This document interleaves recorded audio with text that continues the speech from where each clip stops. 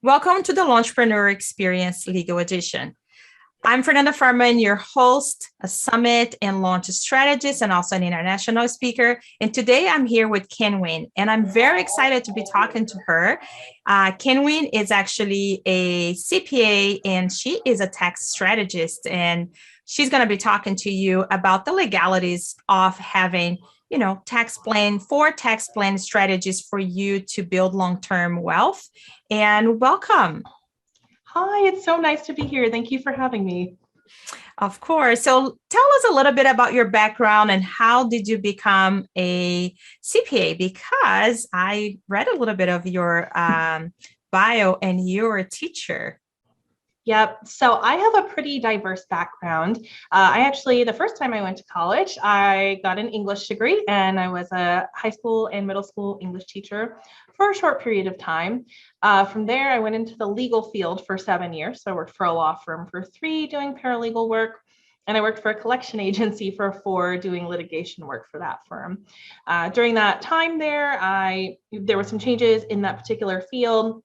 And I knew I was going to be laid off. So I went back to school again to get another bachelor's degree in accounting because that would give me enough credits to sit for the CPA exam, which I eventually did, though it took me many years more than I thought it would, as these things usually do, especially when we have kids.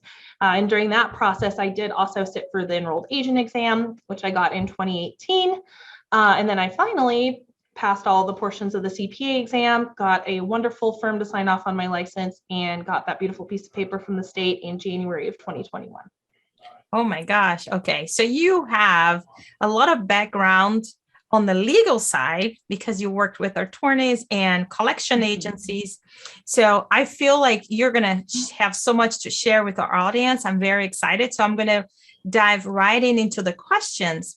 And the first one is for us that we are online entrepreneurs and we think about opening a business. And the first thing is like we think about the name, we think about, who we want to serve. And then it comes the legal part of it, which is making a legal business. And that comes with, am I going to be an LLC? Am I going to be an S Corp? How many people do I need to have in my team? Who do I need to hire to help me on the back end? Do I need a CPA, a bookkeeper? So I would love for you to share with the audience, what is like the first thing when you become an online entrepreneur and you want to open your own coaching business? What is the first thing we should be looking into? So my recommendation is just to keep it simple. I find a lot of new online entrepreneurs are listening to a lot of noise from a lot of different voices online, and they're not sitting down and taking really strategic steps towards creating a good foundation in their business. And what do I mean by a good foundation? Well, the basics, right? The things that are maybe not all that sexy to begin with, but they're going to give you a great starting point to have a successful business. And that honestly just looks like a good accounting system and honest to goodness bookkeeping. For a lot of people, they do see it as an overhead expense that is not a huge return on their investment. But in reality, a good set of books and financial statements are going to give you a window into the health of your business that you really need. It's a vital source of information to keep you going forward. And in addition to that, when I say keep it simple, a lot of new entrepreneurs are very focused on the business formation. And I do think, we'll let the lawyers talk about the legality portion of the LLC, but it's a great vehicle for business. And honestly, that upfront investment to form that is not so overwhelming that you should discount it. But they're really concerned about things like taking an S Corp election. And I find that a lot of new clients or people that we consult with may have done that well before they're ready to do so. So really in the beginning, have a good set of books and start budgeting your taxes from a very simple place, which would be usually a Schedule C on your 1040. And start with that solid foundation and build from there. I know it's not fun to go slow, and obviously we should definitely stay on top of it. But starting from where you're at and building upon those basic blocks will really create long-term success.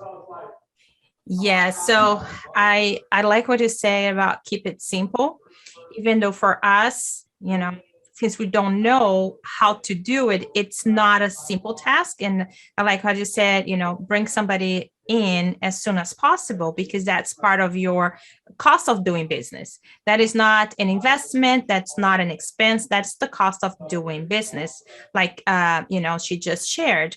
So one of the things, well, let's say a lot of the coaches, they elect the LLC as their primary way of doing business. So when you are a coach or you're doing an online business and you have an LLC, what are the things that you have seen that are not put in place correctly that could cause them to, not having a successful business? So we see kind of a twofold problem with this here. And on the one side of it is the coaches and the service providers who stay on a Schedule C and they fall behind on their self-employment taxes. And I'll explain what those are in a moment. And then on the other side, we see people who kind of have prematurely taken an S Corp election, but they don't really know the ramifications of that. And they haven't done the legwork to make it successful. And they don't have the right team in place to make that election successful. So on the one side, we have people who are still on a Schedule C, which is fine. A lot of small businesses file that schedule with their personal tax return. However, something people don't really understand until they're in the thick of it is that the Social Security taxes that are withheld from your paycheck when you're an employee and that your employer also contributes to, all of a sudden you're liable for all of them when you're a small business owner. Now, how it comes out of your business varies based on the entity structure, but when you are on a Schedule C as a self-employed person, they're going to calculate all of those by the end of the year, and they're going to attach it to your personal taxes. So that amount of money adds up really fast because it's 15.6% of your net income. So that's not your gross. I've actually seen people over withhold too. It's your net income. So definitely make the most of your business expenses. However, even if you're making about $35,000 net, which is not a lot of money, you're going to owe between $4,000 and $5,000 potentially. And so we've seen a lot of people in their first few years of business not be prepared for this extra tax expense. And they get on what I lovingly call the hamster wheel of doom. And it's this hamster wheel where we start with 1 year owing. We're not able to pay it in full in that particular year. So we enter into a payment arrangement with the IRS.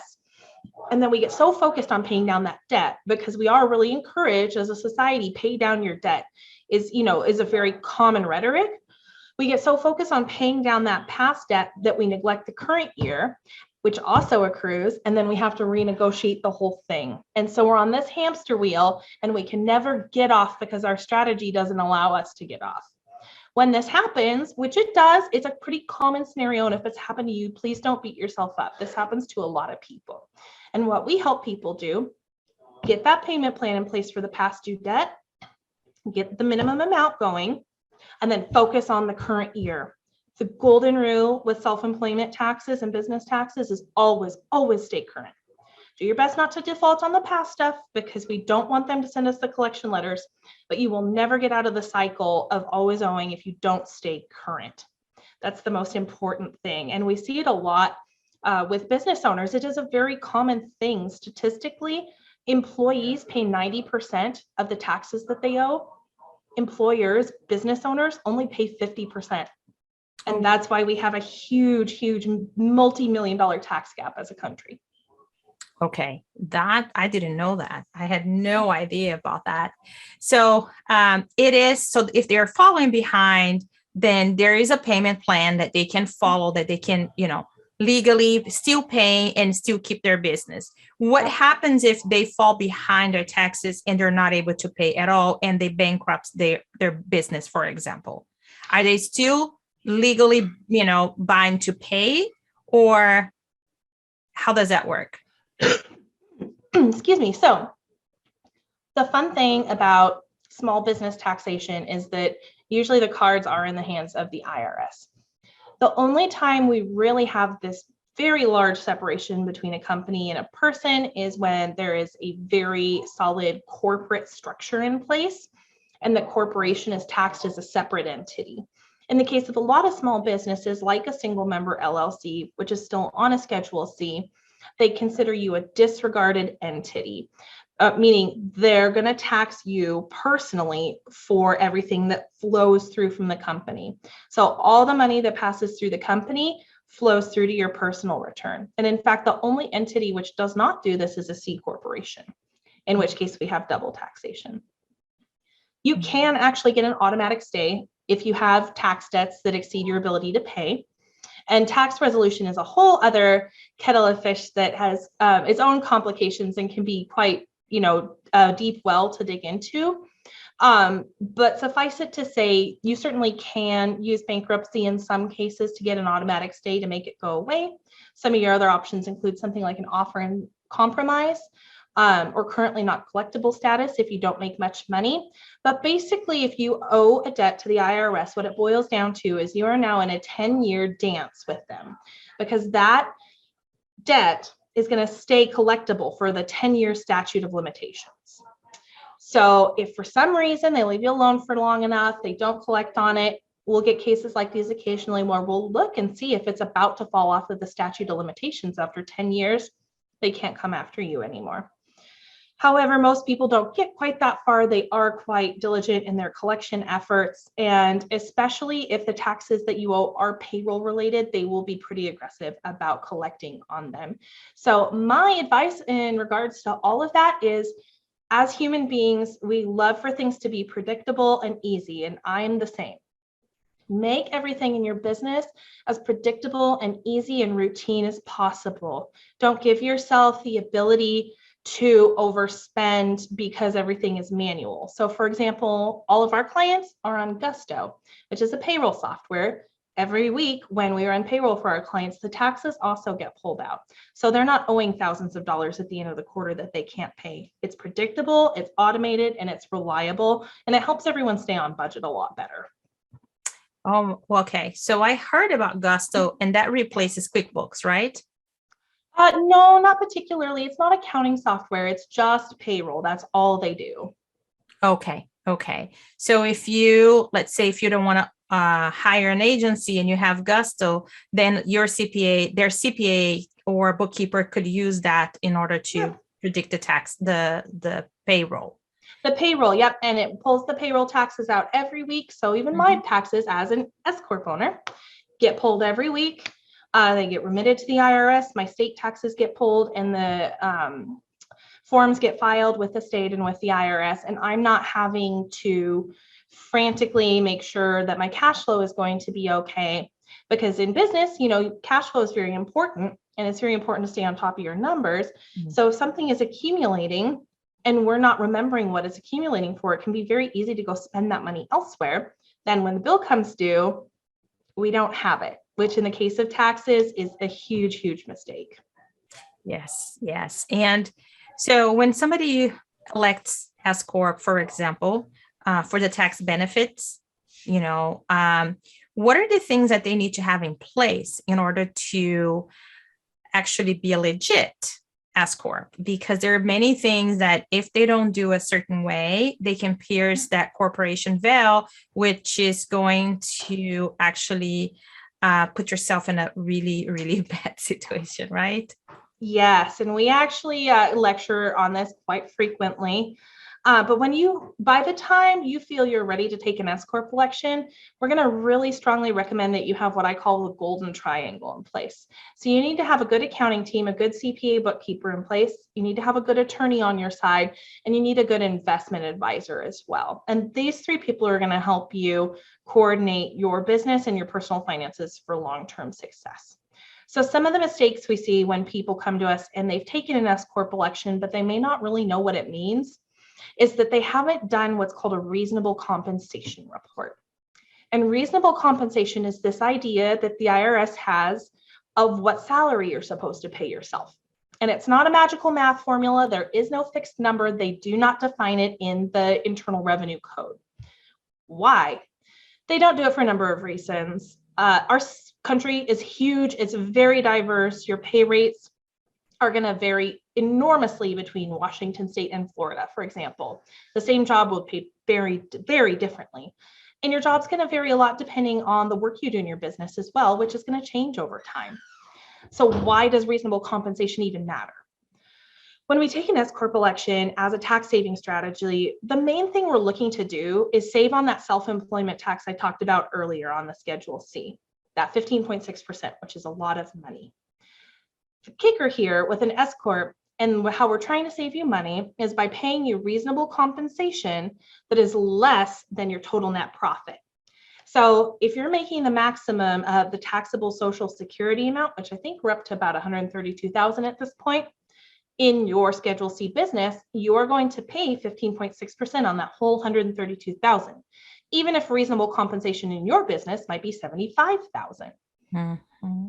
So when we have that difference there, and we can pay you $75,000 in reasonable compensation, pay 15.6% on that, and then the rest is just pass through business income, which is like your profits, and avoid paying 15.6% on that, we're able to save clients sometimes between $3,000 and $10,000 in a first year. That's kind of an average for our firm.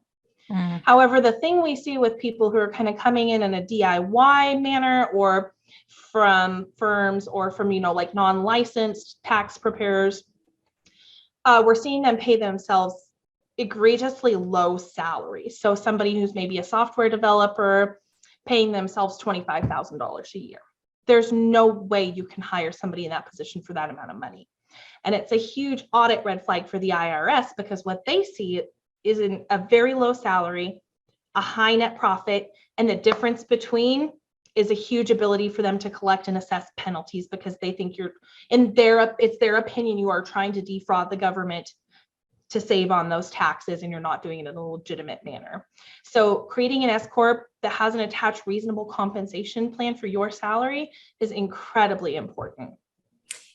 That's a great topic. And what happens if the business, it's not profitable? So for example, let's say, for example, a company makes a lot of money, but they have a lot of costs associated with their, jobs. So at the end of the year, they're either making too little or they're negative. Do they still need to consider that reasonable salary? They do. And here's why. It's a somewhat complicated concept. So if you guys don't get it right out of the bat, please don't feel like you're behind. It took me many years to understand this. And it's called basis. And basis in an S Corp is incredibly important. Basis consists of whatever money or property you put into the company, plus any profits over time, minus distributions. Now, we finance expenses in a lot of ways in our businesses, right? It's not uncommon to use maybe a credit card to pay for like a very expensive coach or a website design or whatever. So let's say you finance some of those expenses using a credit card or using debt, and then you still have cash in the bank. If you pay yourself that money in a paycheck and pay taxes on it, it's not going to be a consideration here.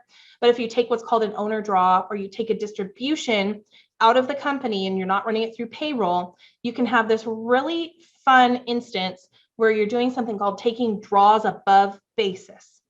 And most people are completely baffled when I explain to them what happened and say they've never been told about this. So in that case, when you have a loss, you don't have basis, and you take out another 10 grand because the cash is sitting in the bank, you're going to owe capital gains tax on that $10,000. And it's a huge, nasty shock for people.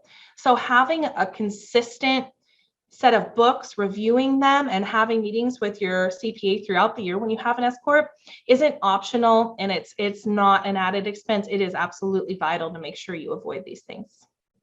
Absolutely. Now, what happens? Let's say, because there's that, and then there is also that you need to have meetings when you have an S Corp, and you have to keep track of those meetings. When is it that if something happens, what is kind of a scenario that something would happen that would trigger the corporation to not be seen as a corporation, like an outside event? We actually see this all the time as well, especially with very small family-held businesses that do take that S Corp election. For a lot of small family-run businesses, the money flows pretty freely between the person and the business and the person. And that's, that is what it is. We don't necessarily recommend it, and we try to help people structure it to get away from that, but it's very common. However, what that does when you take a corporate election is, we'll harken back to what you said earlier, it pierces the corporate veil, meaning that flow of money from the business to you specifically and paying for personal expenses out of the business accounts, like your personal credit card. You go to the store and buy some furniture. I had this happen recently, a down payment on a child's car that's not business property. It looks to the IRS like you are using the business bank accounts as personal assets and you are not treating the business and your personal life separately. Ergo, they're not going to treat the taxes for the business and your personal taxes separately. Mm-hmm. And then that's when you see the big, the big chunk of money that you owe at the end of the year, right? Yes. And unfortunately, so much of it is actually due to penalties and interest. It's not even really the principal that's the biggest issue. Mm-hmm. So in order for them to keep it like as a business entity, they need to separate themselves, get a reasonable salary, and keep your expenses separate from the business.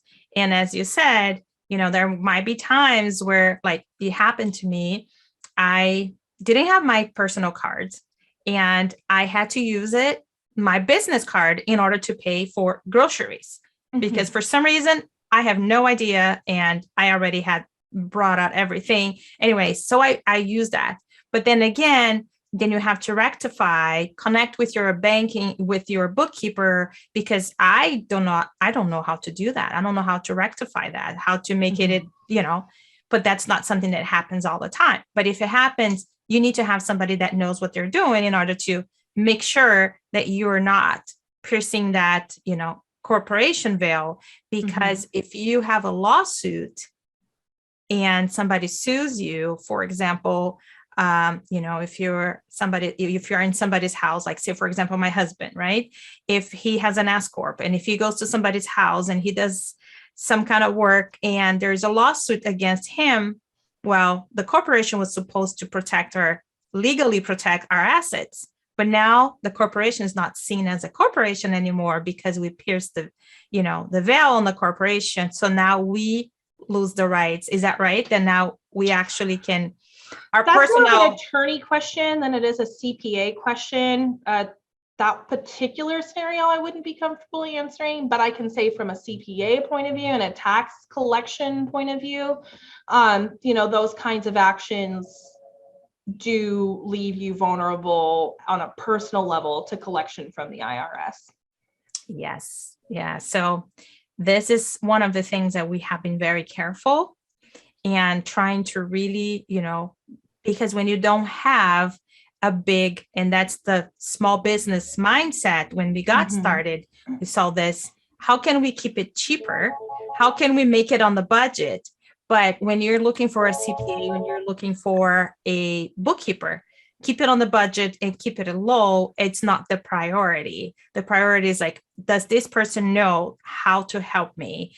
Can this person save me the most? Because if you pay just low, you might be paying more in taxes than investing, in somebody that understands what they're doing, why they're doing this, that can save you in the long run. It might cost you more upfront, but they're saving you on the long run. And not only that, the peace of mind. There's nothing that pays for the peace of mind than, having somebody that got your back, that that got the numbers. When you are just starting in business, you don't know all those numbers. Like the majority of the things, like you will talk to somebody, Schedule C. What is a Schedule C, right? Because this is all new. So it's very important that you get your business set up correctly and legal, and do the legal things that are necessary for each entity to make sure you're protected, to make sure you don't owe money. And then as you're saying, you get into the doom. Hamster wheel of doom. Yes, exactly. Yeah. I love that expression because that's exactly what it is, what becomes. And then now you don't do business at their best because now you're worried about all this money you have to pay and you're not paying yourself. And therefore, again, it just becomes this, very uncomfortable place to be. So is there anything else you would like to share with the audience? And thank you so much. This was very, very, informative. And was really, really good. Is there anything else that you think that would be helpful for the audience to know in terms of what would be the 4 tax planning strategies that you would be giving to them, like in a short? 4 tax strategies. I mean, honestly, the most important place to start is have a good working relationship with somebody that you feel you have good synergy in the value exchange, meaning you feel you're getting good advice for a reasonable amount of money. They might not be the most expensive. They're also not the cheapest, and you feel that they're ethical and that they provide good guarantees for their work in so much as they're able to do. We're somewhat limited as CPAs. And that's number 1. Set up a good foundation, set up good advice. Number 2 would absolutely be, once you have a good foundation in place, make sure the person you're working with understands small business strategies really well. These things are going to include hiring your children, paying for medical expenses and insurance in the most advantageous way, when it's right to restructure your entity, and somebody who's going to sit down and make a good 5 to 10 year plan with you. There's a reason why so many businesses don't reach that 5-year mark, let alone that 10-year mark. And it's really because of a lack of good strategy. Mindset is a very important part of it. And I will totally cop to that. My mindset and my personality are very, very different from who I was when I started my business. People who've known me that long will absolutely tell you that. But you also have to have a solid strategy in place in order to make it in the long distance. And then once you get that in place, you have that team, you have some small business strategies in place, like hiring your children, like creating the right business entity. You're going to want to take it even one step further and bring that finance professional into the game so that we can start to focus on long-term wealth building, which is really my personal passion piece.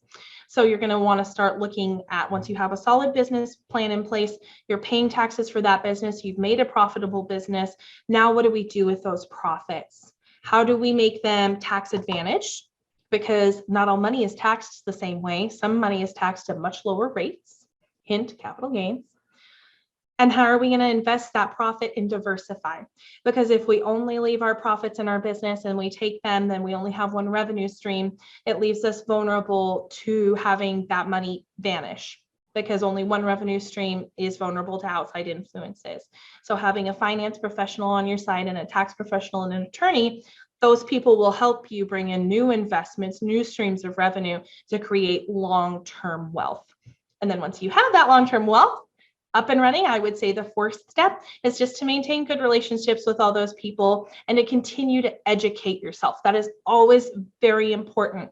It's good to have a solid team around you that you trust, but there's never any reason to not continue educating yourself so that you can understand what they're trying to tell you and you can stay on top of the situation, because it is very easy for certain pieces on this board to go sideways, unfortunately. And in order for you to catch those in a timely manner, you are going to have some diligence and some understanding of finances in general, as well as how money works in the world. And it's a fascinating experiment. I was not taught this information growing up.